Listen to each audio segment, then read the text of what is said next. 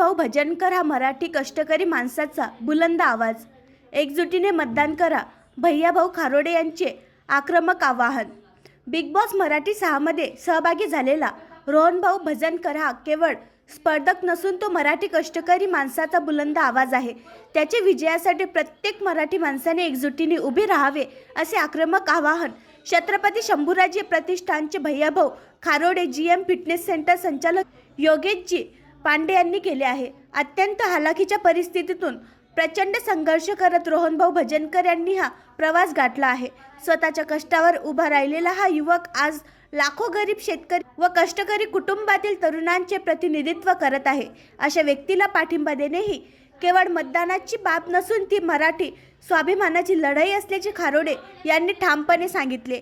आज जर मराठी माणूस एकत्र आला नाही तर मेहनतीचा अपमान होईल. ही वेळ गप्प बसण्याची नाही.